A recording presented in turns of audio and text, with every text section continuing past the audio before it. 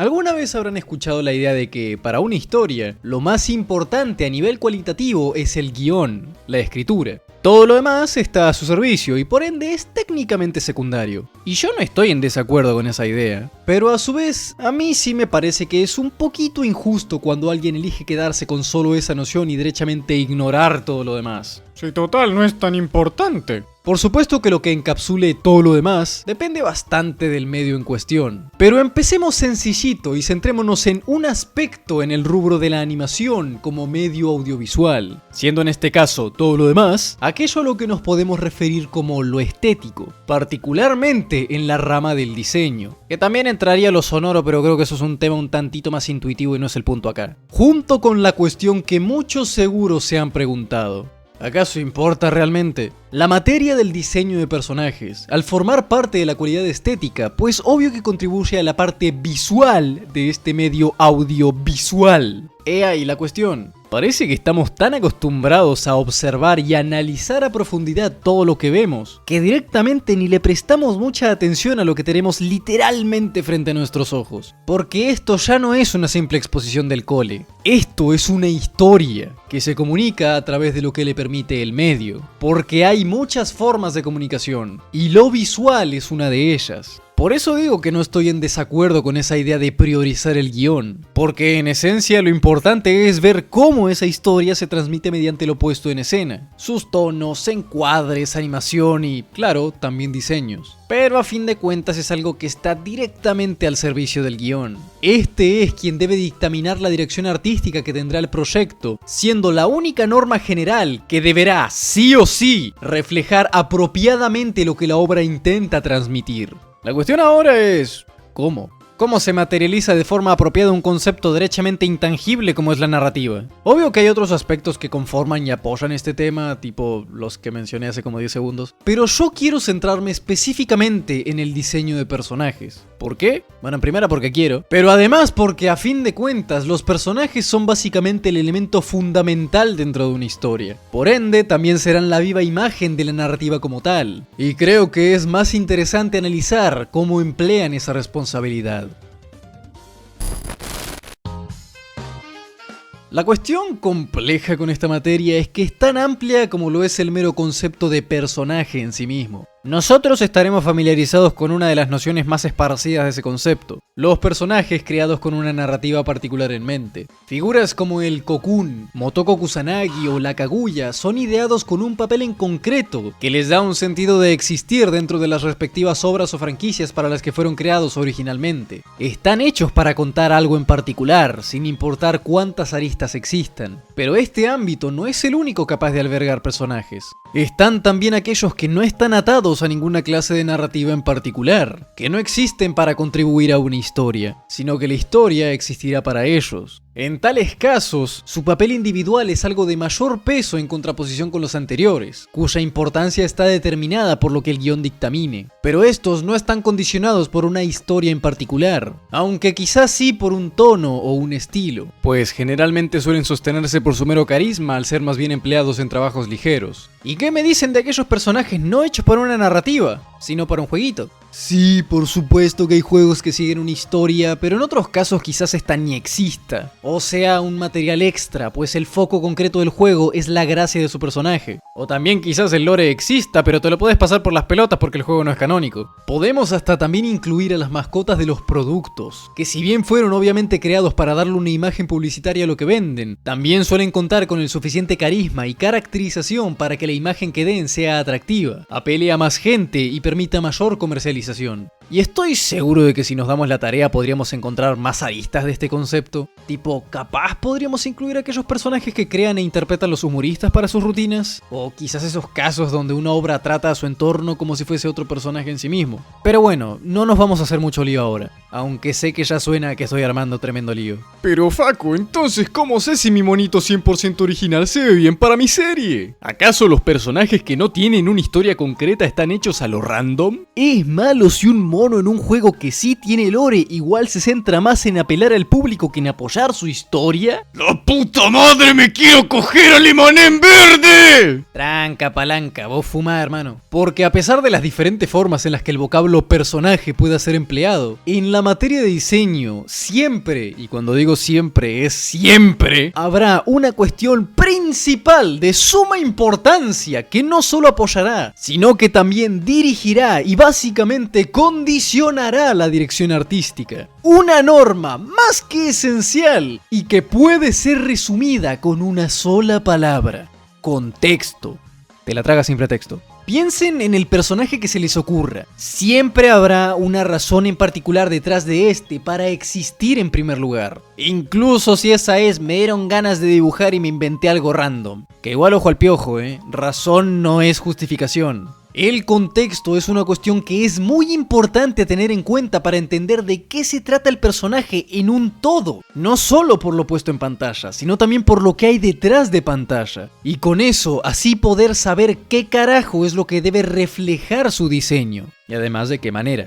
Aunque mucha gente no se interesa en ello en primera instancia. Y está bien, lo entiendo. A veces no nos importa nada más que lo que apele a nuestros gustos. Algo épico, fuerte, lindo, tierno, o que tenga tetas. Cosas que si bien apuntan a quedarse solo con la superficie, a fin de cuentas son precisamente lo que nos llama la atención. A mí me encanta la imponente figura de Neinotra Gilga y ni siquiera diría que está excepcionalmente bien diseñado. Además de que igual puede justificarse un poquito en ciertos escenarios donde un personaje depende mucho de su apariencia y carisma superficial para llamar la atención del público, en lugar de que estos aspectos sean más bien un complemento para el personaje en sí. Pero igual, en la presencia de una narrativa particular, creo que ya no se debería aplicar ese arbitrario juicio. No me parece justo forzar una disociación al separar el diseño del personaje, como si acá tuviera valor así nomás, solo. Porque recordemos, medio audiovisual, lo puesto en pantalla debe reforzar, acompañar y transmitir la sustancia de la obra.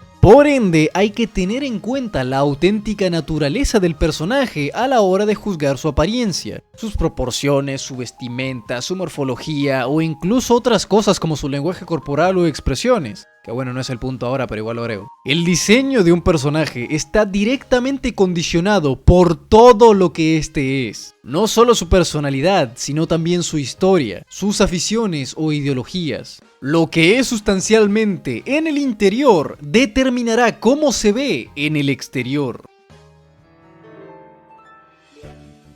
Estoy pero más que seguro de que habrán escuchado alguna variación de ese típico discurso de que juzgar a la gente por su apariencia está mal. Que no le tenés que decir que es puto al señor que tiene pelo rosita, porque vos qué sabés, metete en tus asuntos, flaco. O que lo que sos en el exterior no define tu persona, y que por eso no hay que juzgar a un libro por su portada. Bueno, yo creo que todo eso es pura mierda. ¿Puedo alinearme con la idea de que está mal juzgar solo a partir de lo superficial? Pero irse para ese lado se me hace una excusa para justificar el libertinaje. El subconsciente opera en la toma de nuestras decisiones, y pocas cosas reflejan tan bien la psique o nuestra naturaleza que el cómo nos tratamos a nosotros mismos. Y en la ficción no es diferente. Por ejemplo... Ay, Faco, ya va a hablar de Ergo Proxy. Sí. Una muy buena forma de describir al personaje de Ariel Meyer al principio de la serie era... una hija de puta. Una mujer sumamente infeliz, egoísta, caprichosa y obstinada, que se justificaba a ella misma con la monotonía de su vida y buscaba adjudicarle lo mismo a todos los demás porque ellos son los ilusos que persisten porque el sistema les dice, no como yo que soy tan madura y me quejo del aburrido sistema. Era básicamente una mina que al no poder ser feliz pensaba que en realidad nadie lo era, pero no, ellos están mintiendo a sí mismos. Que bueno, era verdad, pero ella tampoco es que fuera tan diferente. En ese sentido, hacerla una gótica es simplemente brillante. Las sombras excesivas en los ojos, el cabello recogido pero aún con ese estilo, los colores apagados, las prendas ajustadas que mezclan lo sofisticado con lo callejero. De esta forma se representa muy bien esa cualidad de vieja ingrata apegada al lado oscuro de la vida y creyendo que eso solo es la realidad, lo cual para su personaje es sencillamente perfecto. Es necesario comprender todo lo que implica un personaje para así poder encarnarlo de una forma coherente, a modo de darle un sentido y apoyar la comunicación de la narrativa. Porque está bien, la apariencia no define lo que sos como persona, pero lo que sos como persona sí influye en tu apariencia, más de lo que uno quiere pensar. Si tu personaje es alguien hiperactivo y juguetón, pues tendría sentido que no se preocupase por acicalarse o asearse y se vea desarreglado. Si el personaje es un vago o un inadaptado social, tampoco debe preocuparse por cuidar mucho su salud o su imagen. Si es alguien de clase alta pero a la vez modesto, quizás solo se conforme con ser pulcro más no ostentoso. Tal vez es una criatura feroz o salvaje, por lo que no hay por qué escatimar en lo grotesco o lo brutal. Si tu personaje es un gordo ceboso, es un posible indicio de que no cuida bien de sí mismo. Puede que sea un hombre de guerra que ha pasado lo peor. Entonces quizás sus cicatrices deban ser algo más que emocionales. Capaz tu personaje no tiene imagen o identidad particular, por ende tal vez tampoco tenga una forma determinada o sea una que no es especial. Si es un sádico, egoísta y burlón, puede que esboce una sonrisa fanfarrona. Tal vez haya que crear tensión y misticismo con respecto a sus auténticas intenciones. Y quizás su apariencia puede apoyar algún sutil indicio. Si es alguien con baja autoestima que le cuesta relacionarse con los demás, pues quizás tampoco resalte particularmente y solo haga un intento por encajar lo mejor posible. Pero, ojo al piojo, no demeritemos el papel que el entorno también tiene en este sentido. El contexto histórico, la posición particular del personaje, su rol en la historia, su relación con otros personajes, sin mencionar diversos aspectos narrativos como el tono general de la historia, la profundidad de los temas tratados, las intenciones de la obra en sí, etc. Por eso me gusta encapsular todo con la palabra contexto, pues el contexto detrás de un personaje puede ser algo tan simple como necesito crear un monito simpático y carismático para promocionar una marca de chocolates, o algo más complejo como necesito representar a un personaje que duda de su propia identidad para mi serie que habla sobre el propósito de la vida. Y en serio también quiero dejar bien en claro el importante rol que juega la cuestión de las proporciones acá, de la morfología, la figura o la silueta.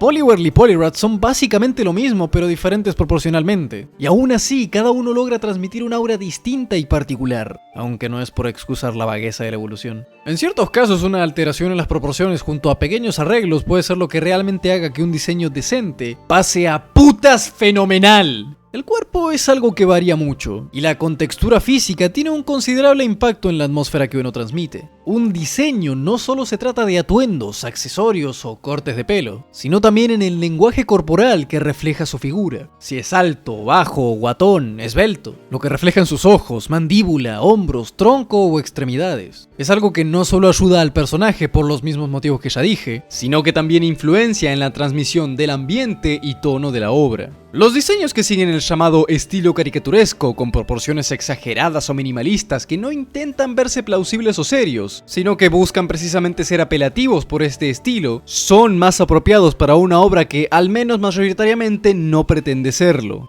Ignorar el papel del contexto general suele llevar a una falta de cohesión e identidad en la que todo parece hecho a lo random, así como así, dañando la credibilidad del trabajo al carecer de coherencia. Digo, tan solo vean a la línea de Sprigatito. Empieza como un gato marihuana simple, luego Floragato se vuelve el gato con botas con un yo-yo, y al final Miauscarada se convierte en un mago stripper. Quizás individualmente no se vean tan mal, pero cada uno tiene una idea tan independiente que como línea evolutiva desentonan unos con otros y carecen de una relación particular salvo el hecho de ser gatos planta. Es una cuestión de aprovechar el medio, de utilizar lo audiovisual para transmitir y contar la historia o lo que fuere de una forma efectiva, siendo que es algo que puede ayudar reflejándolo tanto de forma sutil como de una manera más explícita. Pues a la larga, lo realmente indispensable es que un diseño funcione. Puede que sea un tanto extraño y estilizado sin motivo aparente más que llamar la atención, pero si esto no se sale del perfil que la obra pretende vender, no hay realmente un inconveniente ahí. Al menos no por parte de la estética. Ya sería más bien de ver qué tan bueno es ese perfil que la dirige en primer lugar. ¿Acaso el dios de la forja necesita ser un furro?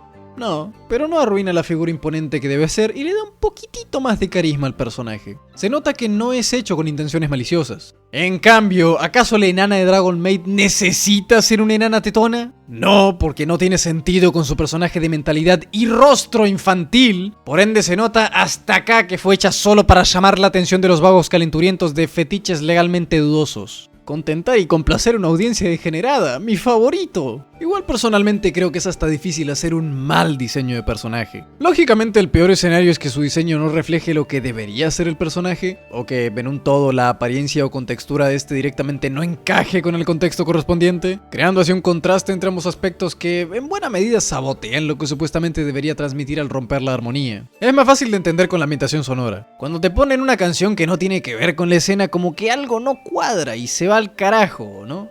Whopper, Whopper, Whopper, Whopper, Junior, Double, Triple, Whopper. Esto es algo que lamentablemente pasa en el anime más de lo que a mí me gustaría, porque suelen ser o personajes diseñados aparentemente al azar o, si no, siguiendo una ínfima, por no decir nula dirección creativa que se resume a hacer algo que resalte tanto como alguien limpio en la facultad de filosofía. Aunque estos en sí no son diseños realmente malos, sino más bien flojitos, porque solo se centran en llamar la atención de cualquier modo, incluso si eso implica pasarse la coherencia por la uretra. A esta clase de diseños a mí me gusta llamarlos tryhard, porque realmente creo que intentan demasiado duro vender una idea de que son épicos, o cool, o tiernos, o aterradores, o bonitos, o sexys, pero lo hacen de una forma que omite por completo la credibilidad. No tienen motivo real de ser así, y quizás no desentonen con el personaje, con la historia o con el escenario como tal, pero de todas formas se nota que son algo forzado al preocuparse más por captar la atención del público antes que la integridad de su obra. Pero el peor exponente de esto, creo yo, es el fanservice. Y ya sé que este término es bien amplio, pero todos sabemos a qué tipo de fanservice me refiero.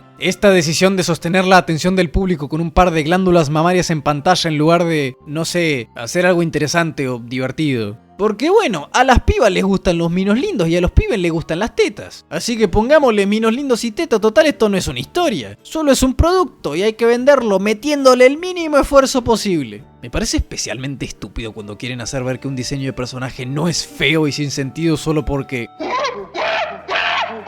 ¿Qué? ¿No te gusta? ¿Acaso eres gay? No me gusta, porque de hecho hay formas de hacerlo bien, cuando la sensualidad complementa al personaje siguiendo su contexto. Digo, como un buen diseño haría. Faye Valentine es una mujer que aprovecha sus dotes para precisamente aprovecharse del resto. Evelyn es un demonio que necesita atraer a sus víctimas para alimentarse de su dolor. Es totalmente posible hacer la sensualidad parte del personaje. En ocasiones capaz que sea algo que no es ni bueno ni malo. Solo esté ahí y aunque no tenga un real motivo, tampoco es algo que apuntar con el dedo. Pero cuando solo se incluye para llamar la atención del público de modo superficial, crea un contraste entre lo que pretende vender y lo que realmente se vende. Lo que es algo muy bajo. Aunque igual no me malinterpreten, el mero concepto del contraste como tal no es algo negativo. De hecho, puede ser muy útil.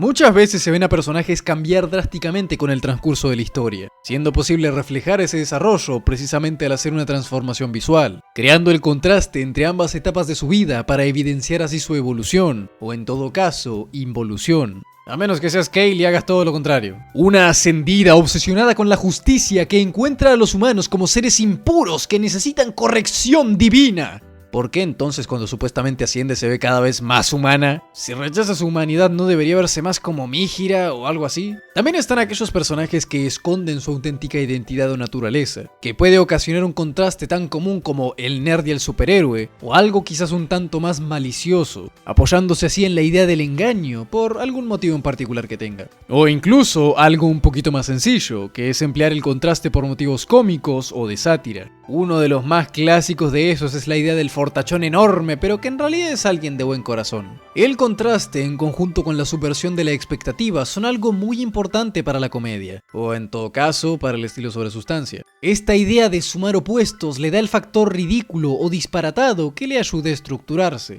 ¿Cuántas veces no hemos visto al típico personaje de inmenso poder a nivel de una deidad, pero que se ve como un niño juguetón y risueño? O como una formita. Es la ironía de ver una figura tan aparentemente inocente o inofensiva poseer tal inmenso poder. Cosa que puede emplearse de muchas formas, pero tomárselo muy en serio probablemente salga como el ojete. Porque el verdadero problema con el contraste en sí es cuando no tiene razón para existir. O si su razón no es una que ayude, sino que entorpezca a la historia o sea directamente negativo. Siguiendo el ejemplo de las deidades jóvenes, ¿cuántas veces no hemos visto supuestos seres milenarios con el cuerpo de una niña de 3 años? Por supuesto que puede alguien emplearlo con motivos cómicos, pero considerando el tipo de series donde suelen introducirlas, donde el enganche se basa en crear appeal por un personaje que se ve como una menor y generalmente se comporta como una menor, todo con tintes muy poco inocentes, digámoslo así, nadie con conciencia se va a tragar ninguna excusa que pretendan ejercer a favor de esto. ¿O qué tal esos casos donde se pone algo aparentemente inocente, pero que en realidad es súper turbio? Cosa que evade por completo el ridículo que la comedia sí acata, por lo que termina siendo directamente edgy por un contraste tan fuera de lugar y sin propósito más que el shock visual.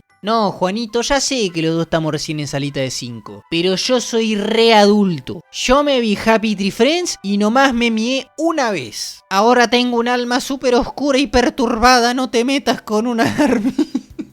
En uno de los peores casos, el contraste entre el diseño y el personaje es algo directamente intencional, pero a la vez, al ser inapropiado, hace que su historia pierda lógica, ya que, después de todo, estarían transmitiéndose al unísono dos narrativas diferentes. Digo, solo miren a Viego. En el lore, esta representación como un rey joven tiene sentido. Es un monarca inexperto, vanidoso, caprichoso, ególatra e inadecuado para su puesto de gobernante. Pero en el juego es obvio que solo lo hicieron así para verse como un fuckboy y hacer a las minitas ovular para vender skins. La ruina convirtió a Hecarim en un caballo y a Thresh en una calaca cadenera, pero a Viego lo dejó casi intacto. Solo le rompió la camisa, pero no le vayas a dañar los abdominales, ¿eh? Si lo comparamos con algo dentro de la misma franquicia, como Pantheon, que parece ser similar en ese sentido, igual acá sí tiene un punto. Porque Atreus es un simple mortal que tras haber sufrido y visto sufrir a la humanidad por culpa de los aspectos, básicamente le plantó cara a los dioses y a los Darkin, exhibiendo la cicatriz que Atrox le hizo, demostrando la persistente voluntad y fuerza del ser humano ante los dioses.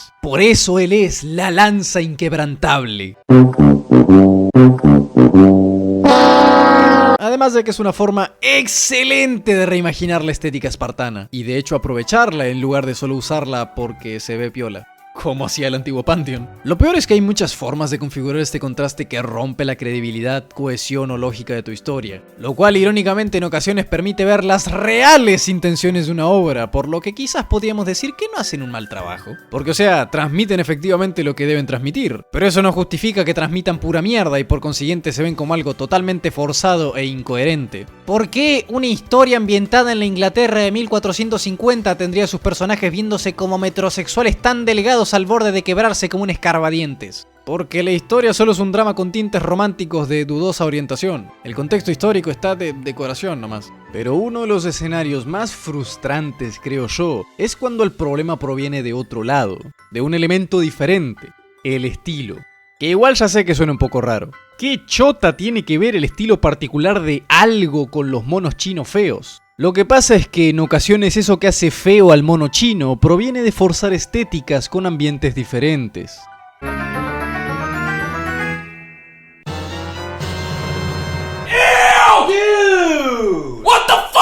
El concepto de estilo no es algo que esté ligado a la ilustración, obvio. Simplemente se puede definir como un conjunto de patrones propios de algo, tratarlo así tipo una forma de hacer una cosa. Pero precisamente como suele ocurrir en otros ámbitos, en el diseño de personajes existen ciertos patrones que forman estilos universales como el llamado estilo anime o el que ya mencioné antes, estilo cartoon, que se caracterizan por una o varias formas de ilustrar las cosas. Pero así como mismamente ejemplifiqué antes, estas cualidades en ocasiones condicionan un poco a las obras que los utilizan al acarrear consigo también un tono o ambiente particular. Ignorar esto no necesariamente arruina lo que se busca vender, pero sí es difícil no ver como pretencioso algo que pretende ser dramático, pero se ve así.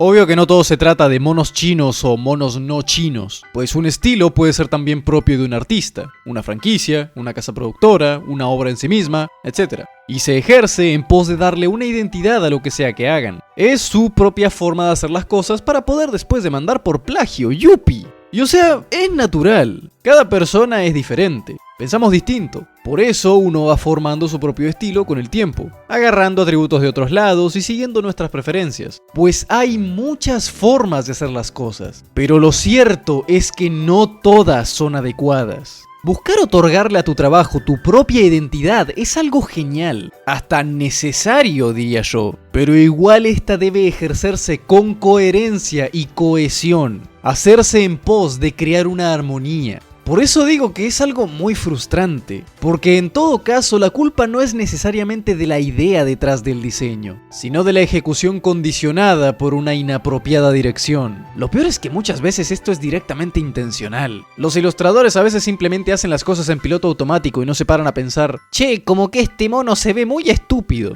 Porque una forma de diseñar personajes puede volverse un estilo en sí mismo, por el motivo que sea. Pero no sirve de mucho cuando al final no encajan con el tono o contexto del personaje o de la obra. O si no, puedes hacer la de One Piece, para que tu identidad sea no tener identidad y nomás mezclar un montón de huevadas a lo random. Me joda igual, no lo hagan, es una mierda. Las únicas que pueden salirse un poco con la suya en ese sentido son aquellas obras que priorizan el estilo por sobre la sustancia, cuando el punto es precisamente centrarse más en crear un material atractivo y vistoso. Así puede entenderse que se tomen más libertades, porque la sustancia sigue presente, pero en segundo plano, pues no es realmente el foco. Obvio que esto también implica sus debidos riesgos, y no hay que emplearlo como una excusa para hacer lo que se te da la puta gana. Pero a veces es mejor cuando una obra se sincera consigo misma y aprovecha su extravagante estética. A la larga, cuidar la materia del diseño quizás parezca tedioso, pero yo creo que no debemos demeritar su utilidad. Es verdad que la gran mayoría del tiempo no sea algo que apuntar con el dedo ni positiva ni negativamente. Más me parece que es muy interesante verlo como una parte relevante de la comunicación audiovisual. Elaborado bien, ayuda a transmitir apropiadamente tanto el flujo de la narrativa como todo lo que una obra implica, desde sus tonos, sus intenciones, su trama o su mensaje. A fin de cuentas, es otra forma en la que el artista puede exponer lo que desea comunicar, pero una que a su vez le permite desafiar su creatividad y sus capacidades. Entonces, respondiendo a la pregunta del inicio, ¿acaso importa el diseño de personajes para la transmisión de su medio? Sí. ¿Es tan influyente para la calidad de una obra? No tanto realmente. Pero hay una razón para que la puntuación sea algo tan importante en la redacción de un texto. No solamente para que esté bien escroto, sino para que también se entienda. Hay que saber cómo comunicar apropiadamente lo que uno quiere transmitir.